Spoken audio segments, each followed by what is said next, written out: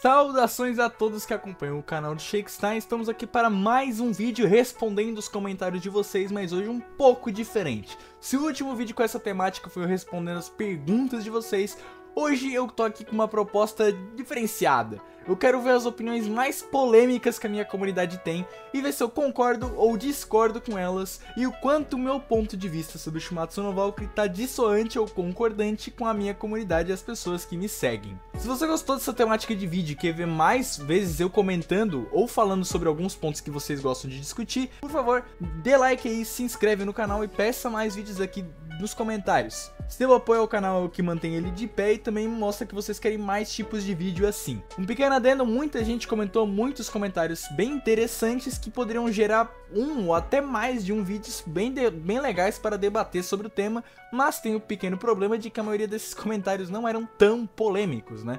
E o intuito aqui do post e do vídeo é eu falar sobre comentários polêmicos, sobre comentários daqueles que você lê o comentário e fica furioso. Mas não comentaram tanto assim, e eu peguei só os comentários que eu achei os mais polêmicos, os mais contrariados, tá? Então aqui a gente vai começar só com as opiniões polêmicas, beleza? Começando com o Marcozinho. Eita, o nick desse cara, hein? O flashback do Leônidas mostrou ele como um rei muito mais do que os flashbacks de Kim ou Hades.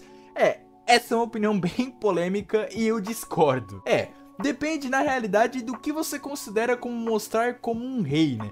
Se você quer dizer mostrar como um rei no sentido de liderança, no sentido do cargo hierárquico de rei, bom, sim, eu concordo com você. O flashback do Leônidas mostrou ele mais como um rei do que o flashback do Kim ou do Hades. Mas o flashback do Kim e do Hades não tem como objetivo mostrar eles como reis em questão de cargo. Na realidade, a própria luta deles não tem como objetivo mostrar eles como rei em questão de cargo, e sim rei em questão de ideologia. Ou seja, a ideologia do que é ser um rei na visão do Kim e do Hades. Um rei é aquele que nunca se rende. Um rei é aquele que nunca confia. Um rei é aquele que nunca cede, que sempre se mantém na frente do seu povo. Isso é ser um rei. O flashback do Kim e do Hades tem muito em relação com essa ideologia do que é ser um rei, não com questão de ser rei no sentido de liderar o seu povo em uma guerra, ou o jeito que você lidera o povo estrategicamente. Então, se você se refere a isso, o flashback do Leônidas mostrou ele muito mais como rei, mas ideologicamente, não, com certeza o flashback do Kim e do Hades demonstram muito mais disso. Agora indo para o próximo comentário do Fire6447, né?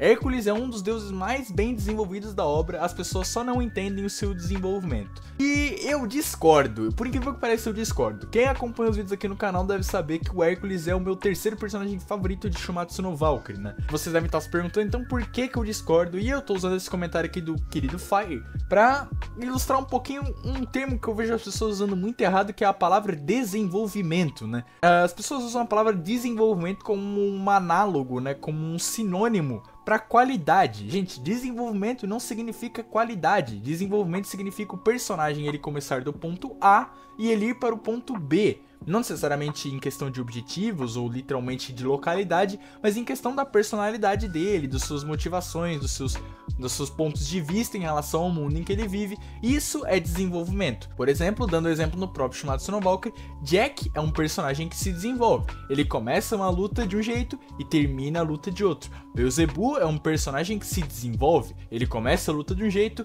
e termina a luta de outro. Desenvolvimento não necessariamente é algo bom ou ruim, é só uma característica de um personagem.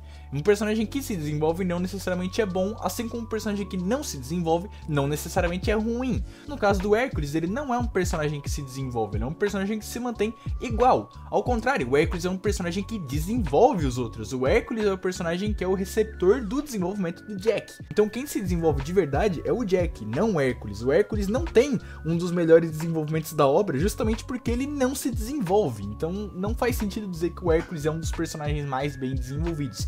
Mas sim, eu concordo que o Hércules é um dos melhores personagens, e ele é um dos personagens que tem um dos melhores plots, uma das melhores personalidades, e é um dos personagens mais interessantes, isso eu concordo. Mas que ele é bem desenvolvido, não é, discordo. Indo agora pro comentário do meu mano Operação Dublagem, né? Flashback bom não significa ser flashback grande, e sim o que melhor explica ou muda o personagem. E esse aqui eu concordo com 100% de certeza. Um flashback grande não significa ser bom, quantidade não significa qualidade. Depende muito da proposta mesmo do flashback.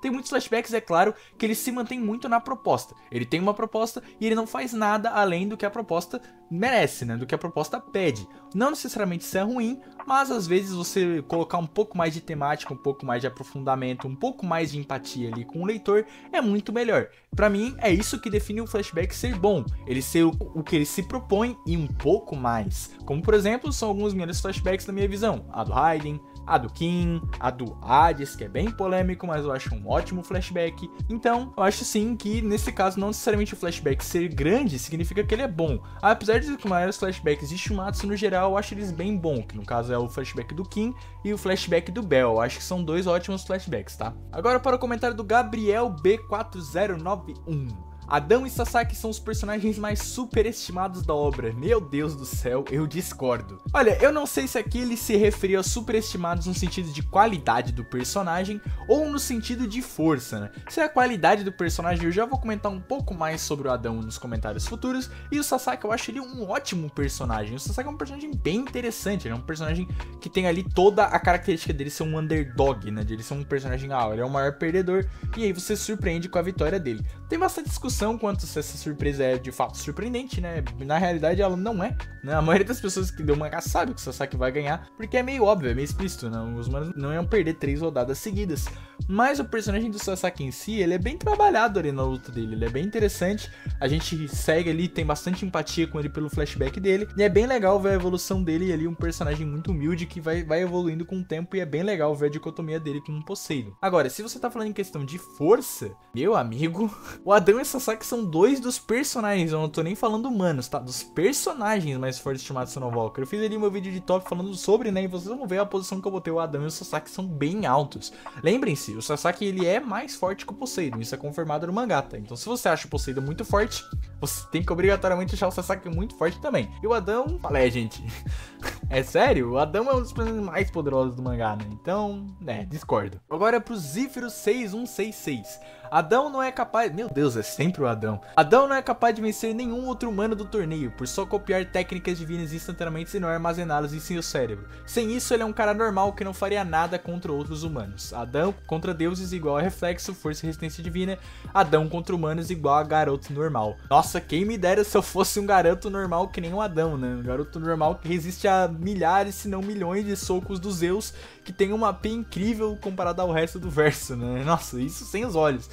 Quem me dera se eu fosse um garoto normal que nem o Adão. Mas não, cara, essa aí eu discordo e discordo muito. Talvez o comentário que eu mais discordo aqui no vídeo. Simplesmente não tem como tu dizer que o Adão é só um humano normal, né? Ele tava literalmente tancando vários socos dos Zeus na forma Adamas sem os olhos dele. Lembrando que ele só copia técnicas, ele não copia stats. Portanto, ele não era a resistência copiada dos Zeus que se manteve. Não. Era a resistência dele, era a durabilidade dele, ele tava tancando os socos dos Zeus porque o Adão é o homem, ele é foda. E agora indo pro comentário do tio Orochi 8092, que fala: Hades vs King é a maior roteirizada da obra para os humanos. E eu discordo, né? Mas ele não explicou muito sobre, mas pra minha sorte o Gustavo Guima 9144 aí fez o que eu tava querendo, que era ele fazer um comentário de resposta. Ele mandou: na real o King era forte mesmo. E o tio Orochi respondeu: não.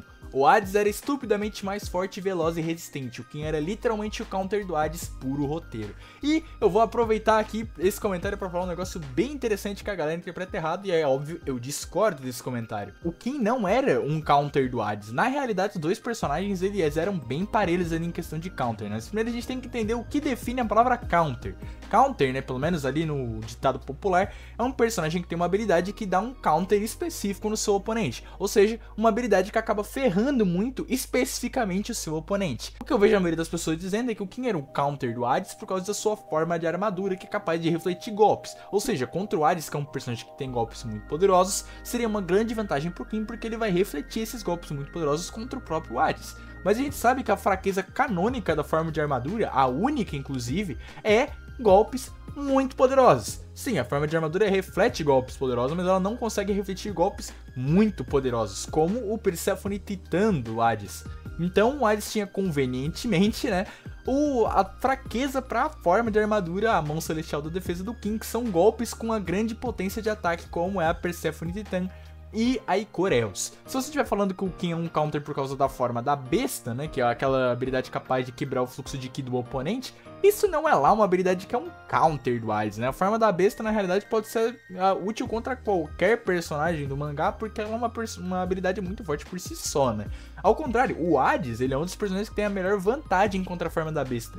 Porque a forma da besta, uma das jeitos de cauterar ela, é você saber onde e como e quando a bolha do Kin vai acertar o seu fluxo de Ki. E o Hades consegue saber disso porque ele é um personagem que tem um ótimo Battle QI, né? Um ótimo QI de batalha. E por isso ele consegue formar um plano. Muitos personagens do mangá não têm um alto QI de batalha, então as chances dele de burlar a forma da besta já cai por terra aí. E uma das formas que o Hades burla, né, é rasgando ali o peito dele com sangue e se cobrindo de sangue para saber onde a bolha vai acertar. Muitos personagens do verso não aguentariam manter esse ferimento que o Hades manteve, um peito aberto jorrando sangue por tanto tempo. O Hades tem a resistência para isso, então de novo, o Hades sendo um personagem muito bom para cauterar a forma da besta. E mais, convenientemente, sangue, logo uma fraqueza ali para você saber onde a bolha acerta, é ali a arma principal do Hades para ele imbuir na sua lança e aumentar ainda mais a potência de ataque dele, que é o que ele precisa para passar da forma de armadura. Ou seja, o Hades poderia ser considerado mais um counter do Kin. Mas eu também não acho que o Hades é um counter do Kin não, até porque o Kin ele tem ali a vantagem da Desmo ser uma arma viva, que você poderia dizer que é algo extremamente conveniente, mas lembrem-se, armas vivas são algo comum no mangá de Shimatsu no Valkyrie. A gente tem todas as Volundes como uma arma viva, o Mjolnir como uma arma viva, o Cutelo da Miséria como uma arma viva. Então na realidade a gente tem bastante personagens com armas vivas aí no mangá, e a Desmos não é uma exclusividade, não é algo super conveniente pro quem vencer, é algo até que bem comum no mangá e estabelecido na própria luta, que o Hades coloca sua energia vital nas armas que tem o Ichor de Plutão, que é o seu sangue. Portanto, o correto seria dizer não que o Kin é um counter do Hades e nem que o Hades é um counter do Kin, e sim que os dois têm habilidades que acabam se cauterando entre si. Por isso que são dois personagens com ótimas capacidades, ótimas habilidades, ótimas características e ótimos QI de batalha, que é o que faz eles irem superando um ao outro no meio da luta. Agora pro comentário do Brucomb. A arma do Lubu possui um conceito muito vago e mal explicado / elaborado, que acaba elevando muito mais o nível do personagem do que ele realmente é. O conceito vago de quebrar qualquer tipo de defesa significa que a alabarda seria capaz de quebrar defesas como a de Beelzebub ou até defesas de carne e ossos do Raiden, assim tornando ela uma das armas mais poderosas da obra, capaz de ignorar completamente a resistência do inimigo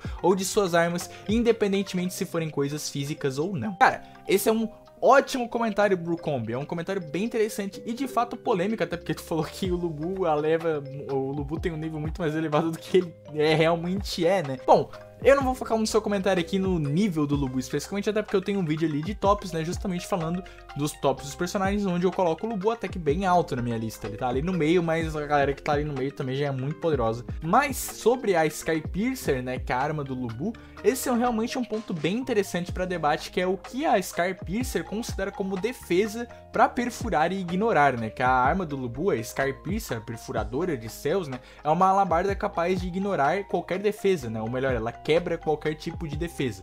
Mas, né, realmente, você tá certo, não é especificado exatamente o que seria um tipo de defesa. A gente só sabe que as luvas do Thor eram uma e ela quebrou as luvas do Thor. Mas a gente pode traçar algumas coisas para pelo menos causar ali uma definição. Por exemplo, coisas que não são o conceito exato de defesa, mas que são só usadas como defesa, a alabarda não considera como defesa. Por exemplo, o Thor se defende de golpes da própria Skypiercer com o Mjolnir. O Mjolnir não é uma arma de defesa, mas o Thor usa ele como defesa e ela não é quebrada. Ou seja, a Skypiercer não considera qualquer coisa como defesa. Então, por exemplo, se um personagem como Tesla usar seus braços para defesa, não vai ser considerado uma defesa, justamente porque os braços dele não significam que é uma defesa exata. Lembrando também que o Super Automaton Beta é feito para bater também, né? Não é uma armadura só para tancar, não. Então, não é necessariamente um tipo de defesa. Isso também se encaixa para outros personagens, é claro. Agora, especificamente para a defesa do Bell e a defesa do Raiden, é bem difícil a interpretação, especialmente a do Raiden, né? A do Bell, querendo ou não, é um tipo de defesa. O Gates of Hell do Bell vai se quebrar, mas o Bell pode refazer ele com vibrações, porque as vibrações elas não param de ser criadas depois que elas quebram uma vez. Mas no caso da defesa do Raiden, realmente é algo bem discutível, tá? Eu acho que dá pra ir pra você ir pra qualquer interpretação, seja elas serem quebradas ou não. E pior, se elas forem quebradas, aí você entra no mérito se vai ser quebrado só a parte da carne que forma o escudo ou o braço inteiro do Raiden. É realmente bem difícil de você interpretar isso, tá? E eu concordo com você que é um conceito muito vago e pouco explicado mesmo, tá? Isso é um comentário que eu concordo bastante, então mais um comentário pra lista dos que eu concordo. O Gustavo Gamer mandou: Shumatsu seria muito melhor se não fosse essa imparcialidade entre os personagens orientais para os ocidentais. Isso também vale pro vencedor da rodada, porque ele é sempre o mais, às vezes o único desenvolvido. Shumatsu seria muito melhor se ele fosse mais imparcial. E eu discordo totalmente, na realidade o Gustavo tá totalmente errado. Bom, a galera se foca muito nos personagens orientais, né, porque ganhou o Buda, ganhou o Kin, ganhou o Sasaki, que são personagens orientais, né, só tem o Jack como ocidental, mas a galera se esquece que dentre os deuses tem 4 ocidentais, ou seja, tem literalmente 4 personagens ocidentais ganhando e só um oriental. Lembre-se, Thor é ocidental, Zeus é ocidental, o Bel, apesar de ele ser ali cananeio, né, que seria teoricamente oriental, a cultura dele, a culturalidade é ocidental, e o Apollo é ocidental. Ou seja, não é uma coisa exclusiva dos orientais, na realidade, né, os personagens ganham de forma equivalente, né, tanto os ocidentais quanto os orientais, eles ganham de forma bem equivalente. E essa questão do o personagem mais desenvolvido sempre ganha é uma mentira, né? Primeiro que eu já falei aqui no vídeo que é o desenvolvimento, né? Personagens desenvolvidos não necessariamente são os que ganham, porque desenvolvimento é o personagem mudar. Se você tá falando de qualidade, né, ou de aprofundamento do personagem, do quanto ele ser explorado, você também tá errado, porque, por exemplo, o Adão tem muito mais enfoque na luta dele, e o Adão perde. O Hércules tem um enfoque ali quase tão igual quanto o Jack, e o Hércules perde. O Raiden tem um número de flashback maior do que o Shiva, inclusive mais páginas, e o Raiden perde. Então, assim, essa desculpa pra mim não cola muito, sinceramente. E, na minha opinião, é só ali um jeito que as pessoas acham de criticar a obra sem ter muitos critérios de verdade, né? Então essa aqui eu discordo bastante. O Red Opton comentou: Nikola Tesla é facilmente top 3 do verso. Essa eu discordo. Eu vou passar a minha vida inteira como youtuber de Shumatsu falando que o Tesla não é top 3. E, sério, eu respeito a opinião de todo mundo que acha que o Tesla é top 3, mas eu realmente não consigo ver a lógica por trás disso. Se a gente for analisar os stats do Tesla, AP, ele tem uma AP ali bem mediana, abaixo, por exemplo, de golpes casuais do Tesla, eu já falei isso em vídeos aqui do canal. Tem uma resistência muito boa, aí realmente é um stat que o Tesla se destaca bastante, e sem a sua zona Gematria, o Tesla tem péssimos feitos de velocidade. Dentro da zona Gematria ele tem ótimos. O problema da zona Gematria e das habilidades do Tesla é que elas são algo que tem uma fraqueza facilmente burlável, ela tem várias fraquezas diferentes. A zona Gematria pode ser burlada facilmente com destruição da arena ali, que o Tesla não pode se mover e levitar ali na arena por causa disso, com golpes em alto alcance que pegam a zona Gematria e destroem ela. O teleporte só pode ser usado uma vez porque depois ele fica previsível. Então, assim, no geral, o Tesla ele tem boas habilidades, mas que tem fraquezas muito óbvias que a maioria dos personagens conseguiria lidar com elas facilmente. Isso acaba colocando o Tesla muito abaixo. Definitivamente ele não pega top 3, tá? Ele não pega top 3, definitivamente. Eu comento mais disso em outros vídeos aí, se você tiver interessado, dá uma olhada aí, principalmente no vídeo de top, tá? O Kim221X mandou: Rajun tem possivelmente mais durabilidade que os Zeus, e é óbvio que alguém com a foto do Kim seria sensato, né? É óbvio, eu concordo, tá? O Rajun tem sim mais durabilidade que os Zeus, na minha visão, até porque o Rajun tanca um golpe com uma arma divina, que é a foice do Buda, no braço, né? Coisa que os Zeus não tem, não só não tem feitos pra isso, como eu não consigo ver ele fazendo. Então essa aqui eu concordo. O Vito Grostroso, eita, mais um com nick esquisito, mandou: o Adão é um personagem bem mediano que, por causa de uma frase, foi considerado um dos melhores personagens. E já combando com isso, o Salteriano mandou que o Adão é o personagem mais sensal de todo o Record of Ragnarok. E eu discordo dos dois, mas eu entendo a opinião dos dois, tá?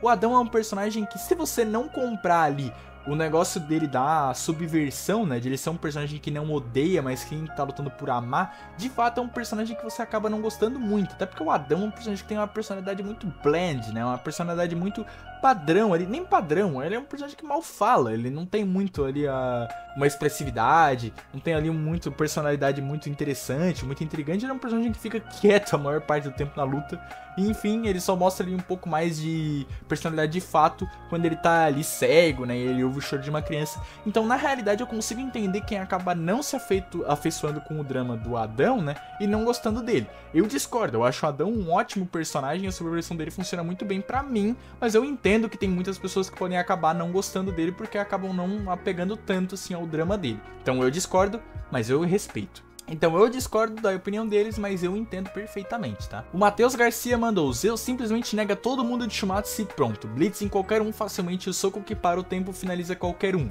Óbvio, não considerando o Adam aqui porque já sabemos do que ele é capaz. Só isso, todo mundo negado por Zeus e acabou. E eu discordo, né? Não só eu acho que o Zeus tem ali um personagem que ele perde, se vocês tiverem curiosidade pra ver, vão lá no vídeo do top.